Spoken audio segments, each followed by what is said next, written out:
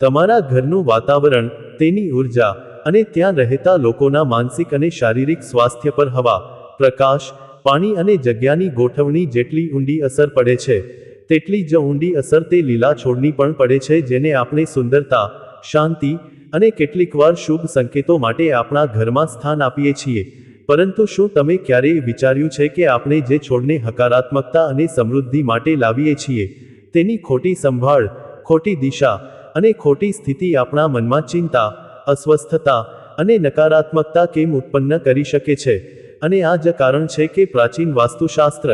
જે ઉર્જા અને સ્થાપત્યનું એક પરંપરાગત જ્ઞાન છે, તેણે ઘરના દરેક ખૂણા, દરેક દિશા અને ત્યાં મૂકવામાં આવતી દરેક વસ્તુ, પછી તે ફર્નિચર હોય, સજાવટ હોય કે છોડ હોય, તેના માટે કેટલીક માન્યતાઓ અને સૂચનાઓ આપી છે,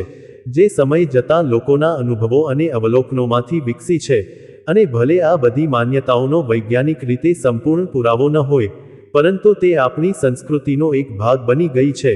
અને તેમને સમજીને, તેની પાછળના વ્યવહારુ કારણોને જાણીને,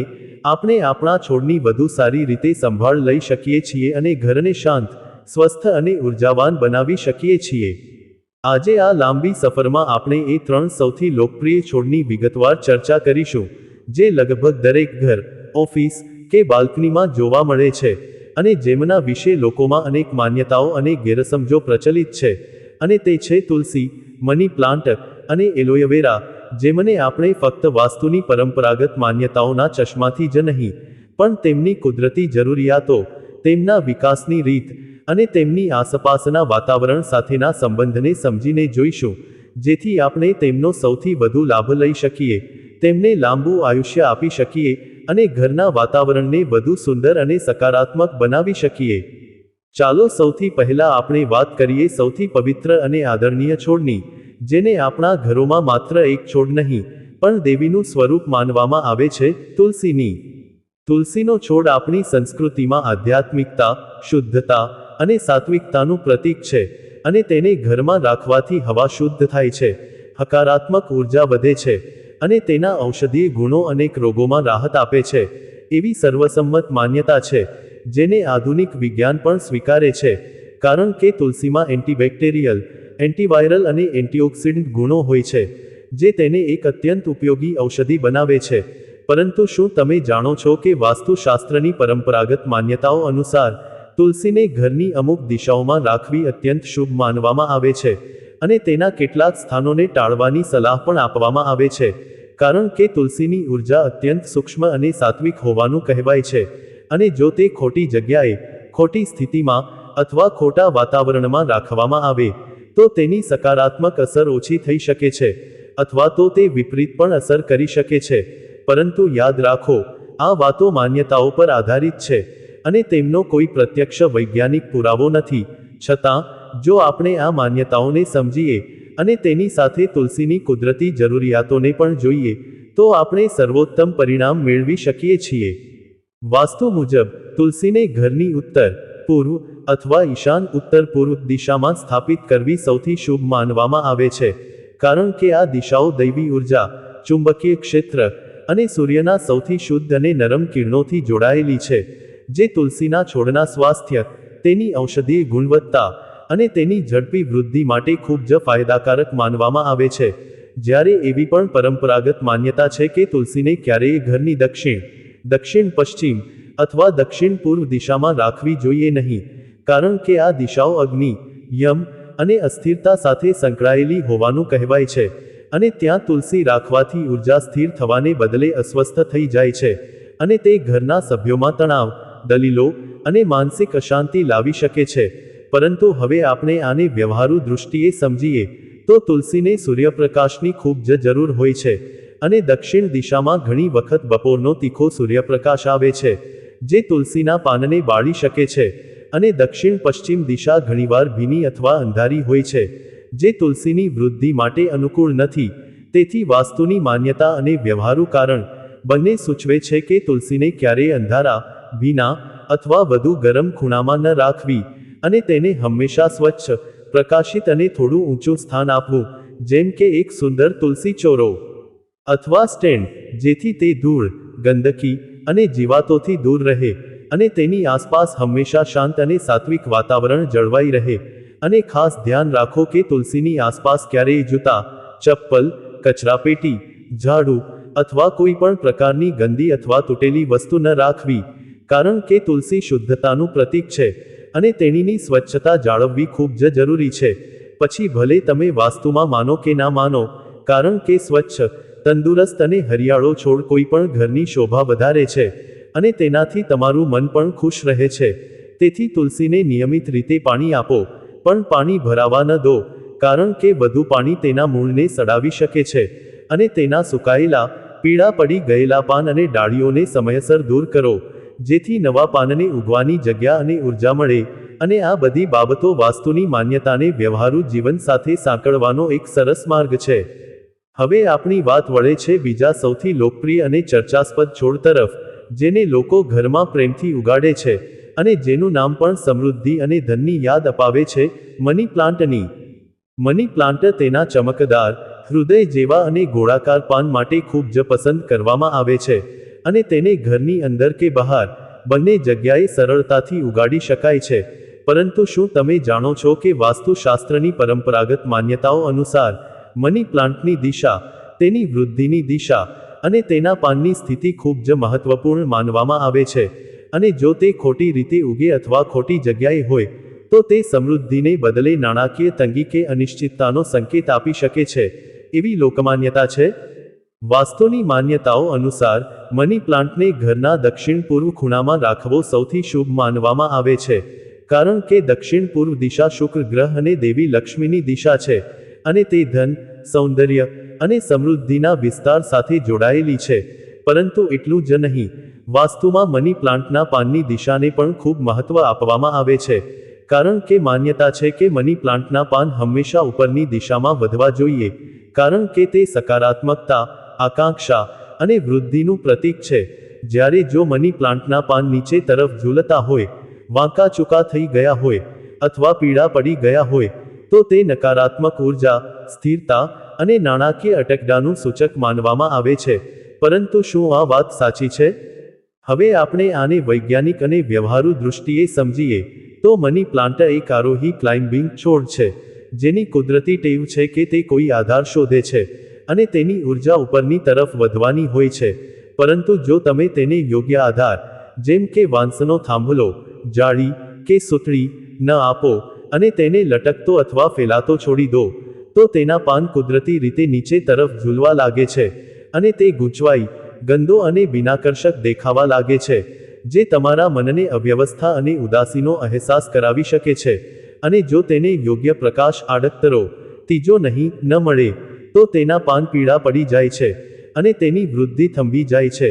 જે સંપૂર્ણપણે વૈજ્ઞાનિક અને વ્યવહારુ કારણો છે અને તેનો વાસ્તુની માન્યતાઓ સાથે કોઈ સીધો સંબંધ નથી. પરંતુ એક રસપ્રદ વાત એ છે કે વાસ્તુની માન્યતાઓ,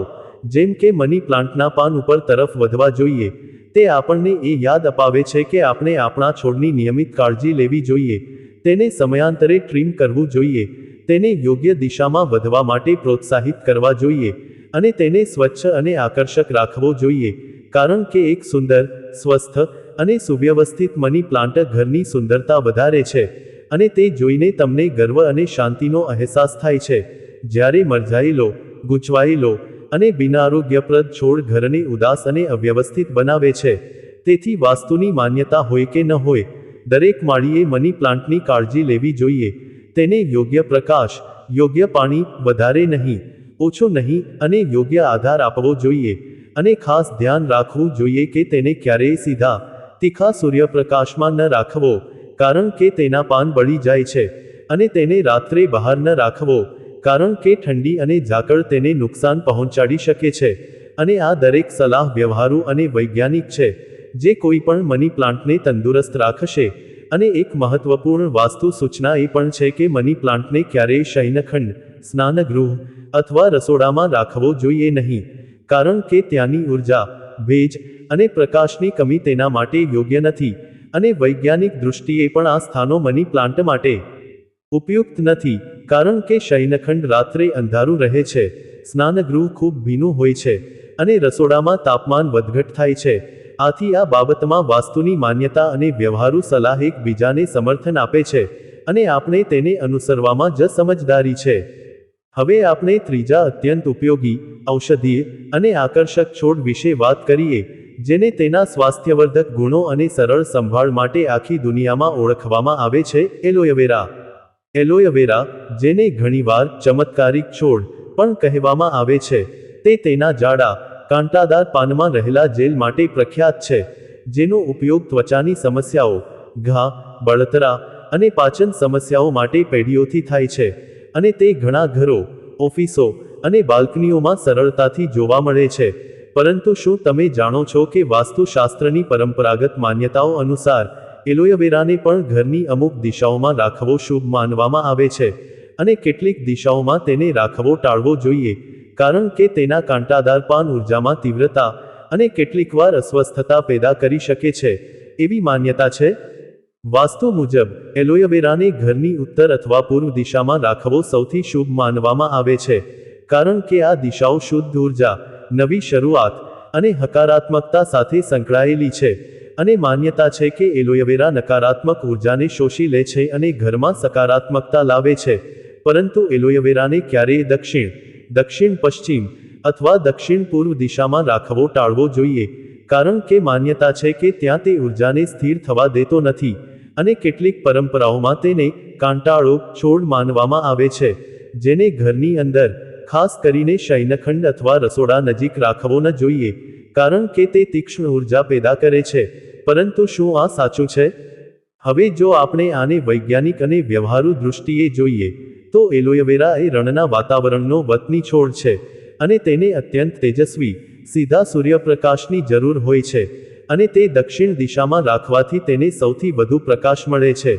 જે તેના વિકાસ માટે ખૂબ જ ઉત્તમ છે. પરંતુ વાસ્તુની માન્યતા તેને દક્ષિણમાં ટાળવા કહે છે. તો અહીં વિરોધાભાસ દેખાય છે, પરંતુ આપણે બંનેને સંતુલિત કરી શકીએ છીએ. જો આપણે એલોવેરાને પૂર્વ અથવા ઉત્તર પૂર્વ જેવી દિશામાં રાખીએ,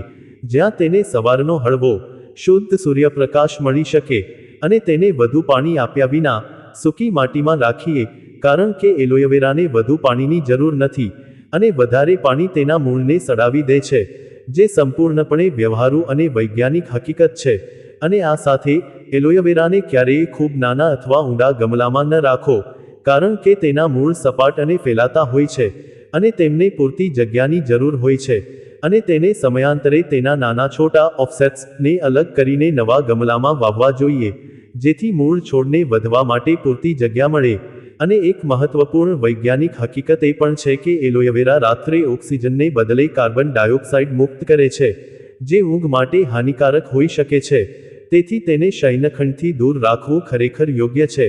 ભલે તે વાસ્તુની માન્યતા હોય કે વૈજ્ઞાનિક સલાહ, બંને એક છે. આથી એલોવેરાને ઘરના વાસણ, લિવિંગ રૂમ, બાલ્કની અથવા ટેરેસમાં રાખવો, જ્યાં તેને પૂરતો પ્રકાશ મળે, અને તે ઘરની સુંદરતા અને સકારાત્મકતા વધારે, તે જ શ્રેષ્ઠ છે. અને આમ વાસ્તુની માન્યતાઓને અનુસરીને, પણ તેની સાથે વિજ્ઞાન અને વ્યવહારુ જ્ઞાનને જોડીને, આપણે આ છોડનો સૌથી વધુ લાભ લઈ શકીએ છીએ. હવે આ ત્રણેય છોડની અલગ અલગ ચર્ચા કર્યા પછી, આપણે આ સમગ્ર વિષયના સારાંશ અને નિષ્કર્ષ તરફ આગળ વધીએ, અને સૌથી મહત્વની બાબત જે આ બધી માન્યતાઓમાં સામાન્ય છે, તે છે સ્વચ્છતા, નિયમિતતા અને છોડ પ્રત્યેનો પ્રેમ.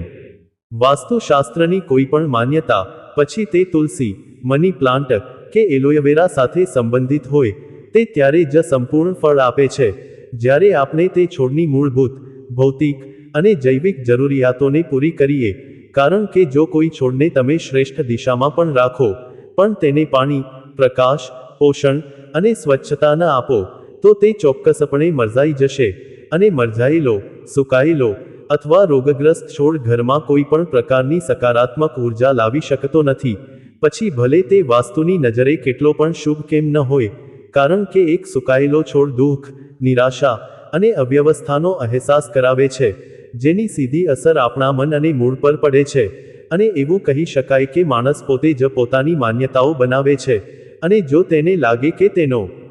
છોડ ખોટી દિશામાં છે, તો તેનું મન અસ્વસ્થ થઈ જાય છે, અને તે અસ્વસ્થતા તેના વાતાવરણમાં ફેલાય છે.